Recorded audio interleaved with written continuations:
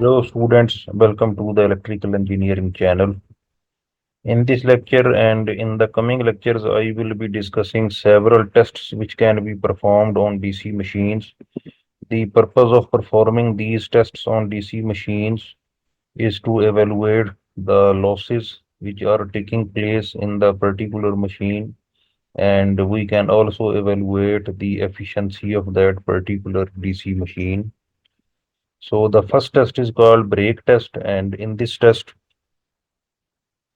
we will use a pulley, and that pulley is connected to the output shaft of the motor, right? So the output shaft of the motor will be mounted at the center of this pulley over here, and this is the pulley, and we have suspended a weight W1 over here, and this W1 is a known value, and the other side of the pulley is connected to a spring balance, and this spring balance is fixed at this point.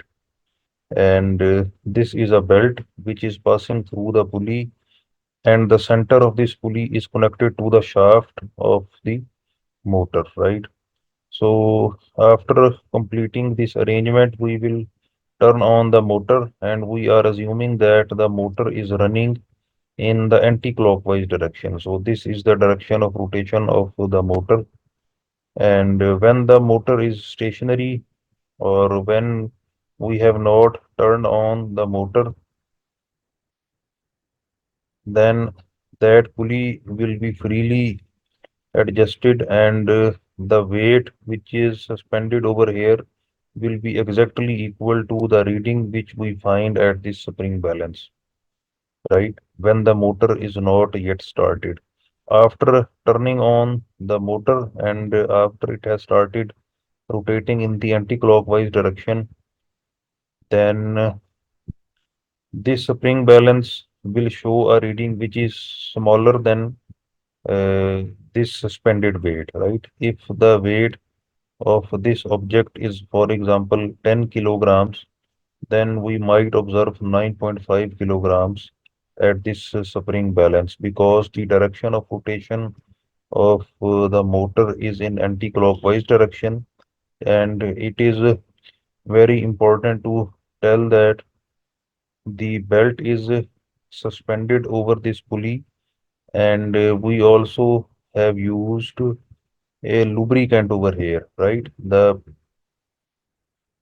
motor and this pulley is rotating with the shaft of the motor. It is continuously rotating in the anti-clockwise direction, and this belt is stationary, right? Because we have used a lubricant over here, and we have tried to maintain a very small resistance over here, but still we ensure that there is some resistance over here, and due to that resistance we can observe a slight deviation in this reading and this weight, right? So this W1 will be slightly higher than this weight which is read by this spring balance, due to the small friction which is present between the belt and the pulley, right? So that is all about the mechanism which has been arranged for this test, right?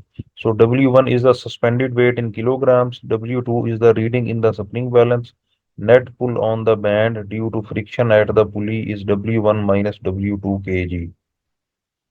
So this is the net pull on the band, W1 minus W2, because W1 is slightly greater than W2, and we can convert this mass to newtons or to weight by multiplying it with 9.8, which is the acceleration due to gravity, because we know that W is equal to mg.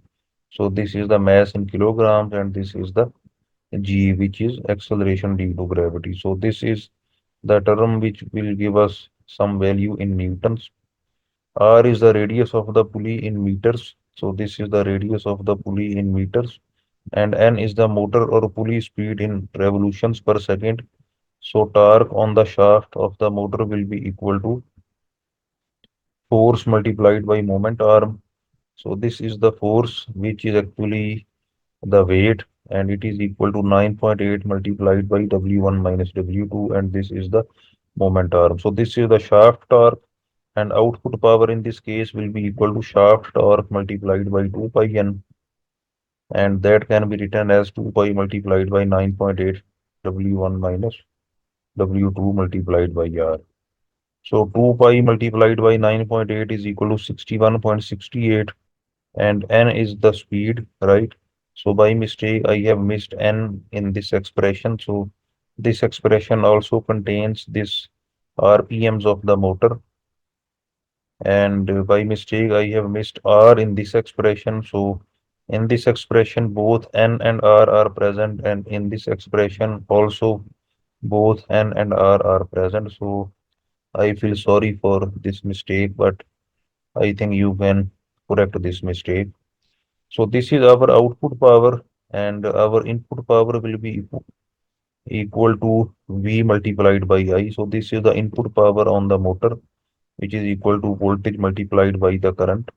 So efficiency will be equal to P out over P in. This is our P out. This is our P in. So by putting all the values in this expression, we can evaluate the efficiency. We know all the terms in this expression. We know the RPM, we know these weights, we know the radius of the pulley, we know the applied voltage and the input current of the motor. So this test is suitable for small motors, and for large motors it is difficult to dissipate the large amount of heat at the brake. So this is our brake, right?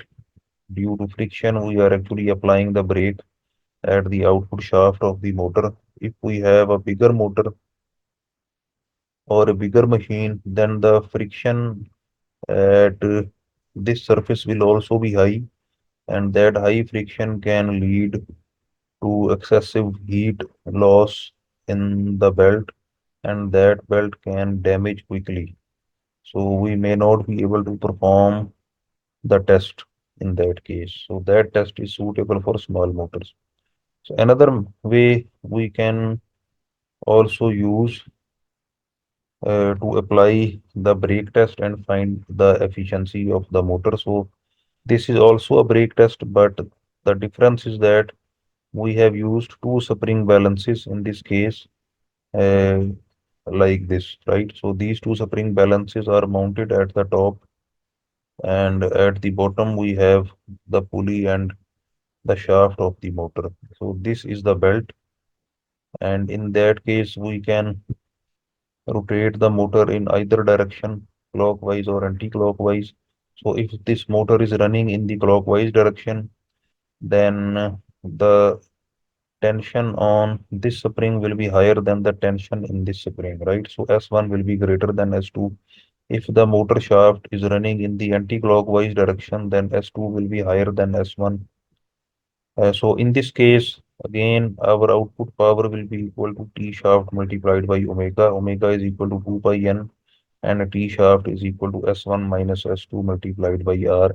Here S1 and S2 are the readings on these spring balances, and these readings are shown in kilograms, and we can convert these readings to newtons by multiplying this with 9.8, and that will be equal to again 61.68.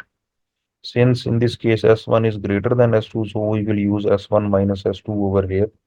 So this is our P out, and again P in will be equal to VI, and we can easily evaluate the efficiency of this motor. So in this method, motor can be rotated in either direction with this arrangement. So second test is called Swinburne test, and this is also called no-load test, and this test is valid for constant flux machines, that is shunt or compound wound machines. And in this test, we will not apply any mechanical load to the motor, and the motor will run at rated voltage and rated speed. So rated voltage and rated speed will be applied to the motor, and we will use 2 ampere meters. First ampere meter will be connected over here. This is the applied voltage, and we will also use a voltmeter over here. This is ampere meter number 2, and here we have the armature winding connected in series with this variable resistance. And we have also used a variable resistance in series with the field winding. This is our input current, which is the no load current I naught, and this is our shunt current, right, which is flowing through the shunt field winding. and the difference of these two currents will give us the armature current. So IA will be equal to I naught minus I shunt, and I naught is the no load current, V is the applied voltage, VI naught is the no load input power. So VI naught is the input power, and V multiplied by this current will be equal to the input power to the armature. So this current is equal to I naught minus I shunt. So V into I naught minus I shunt is equal to P into the armature. So in this case, since we have not connected any load at the shaft of the motor, so output power will be equal to zero. So all the input power will be consumed in overcoming the losses of this motor, right? So no load input power supplies the following: iron losses or core losses, windage losses, friction losses, and armature copper losses. And armature copper losses are equal to armature current square multiplied by RA. And we can calculate or we can measure this armature resistance by performing a cold resistance test. So we can connect a DC supply over here, and we can connect a voltmeter and an ampere meter in series. So we will apply a low voltage since there is no external resistance connected in series with this armature. So we will only have this armature winding. So this voltage has to be very small so that this current also remains within the allowable range or allowable limit of this armature winding. And then we will take the ratio of this voltage and this current, and that will give us the armature resistance. So if we have applied a very low voltage over here, such that the temperature of this armature winding doesn't exceed 15 degrees centigrade, then that resistance will be called as the cold resistance. And after evaluating this cold resistance at 15 degrees centigrade, we can evaluate the armature resistance at any other higher temperatures. So this will be carried out by following these expressions. So R at 15 degrees centigrade is equal to the resistance at absolute zero multiplied by 1 plus temperature multiplied by the temperature coefficient of resistance. So this is alpha naught. Similarly, if we want to calculate the resistance of the copper winding at 65 degrees centigrade, then R at 65 will be equal to R at absolute zero multiplied by 1 plus 65 times alpha naught. And we can divide this expression with this. So R65 divided by R15 will be equal to 1 plus 65 alpha naught divided by 1 plus 15 alpha naught. These R naught will be cancelled out. So R65 will be equal to R15 times this expression. And this temperature coefficient of resistance is given for all the materials, right? So if we have a copper winding, then this alpha naught value will be equal to this. And for silver winding, this value will be different, but it can be easily obtained from the internet. So by substituting this value in this expression, R65 is equal to 1.2 times R at 15. So if we have measured the armature resistance at any temperature, then any other temperature resistance can be calculated by this expression, right? So now the constant losses are equal to no load input power minus the armature copper losses, right? So these are the constant losses because apart from this armature copper loss, all these first three losses are constant losses. So iron losses, friction losses, and windage losses. They are all constant losses. Only this armature copper loss is variable loss because armature current is variable and armature current depends on the mechanical load of the motor. If we increase the mechanical load of the motor, armature current will increase and this will be called as a variable loss. But these losses don't depend on the armature current, so they are constant losses. So constant losses are equal to input power minus the armature copper loss, and for motor armature current is equal to I minus I shunt, and for generator armature current is equal to I plus I shunt, and mechanical or efficiency of the motor will be equal to P in minus losses divided by P in, and that will be equal to V in minus, these are the losses, right? The variable losses plus the constant losses. So they will be subtracted from the input power and they will be divided by the input power. For generator, we will use this expression, right? P out over P out plus losses. Because in these tests, we are only measuring the electrical quantities. So if we want to calculate the motor efficiency, then we will use this expression in terms of the input power, because for motors, the input power is the electrical power and output power is the mechanical power. Since we are only measuring the electrical quantities, so we will use this expression for motors. And if we are calculating the generator efficiency, then the output of the generator is electrical and input is mechanical. And we will write our efficiency expression in terms of the output power, so that we can write our expression in terms of all the electrical quantities, because we are measuring only the electrical quantities. The mechanical quantities are torque and speed, but we are not actually measuring the torque and speed. The measurement apparatus for the mechanical quantities is expensive, right? The measurement of torque and speed is expensive, but the measurement of voltages and currents is cheap. So we will prefer these measurements, and we can easily calculate the motor and generator efficiency. If we calculate the motor and generator efficiencies in terms of mechanical quantities, again our result will be the same, right? But the apparatus for measuring the mechanical quantities is expensive, so we prefer to only use the electrical apparatus, right? So if we have electrical quantities, then we must write our efficiency expressions like this. So this is economical test. Efficiency can be predetermined at any load since constant losses are known, and it neglects armature reaction due to which flux may vary. So core losses are no longer constant losses. Thus, the test is no longer accurate at full load. So the core losses actually depend on the flux, and if we are neglecting the armature reaction, it means we are neglecting the distortion in the flux due to armature reaction. So due to that negligence,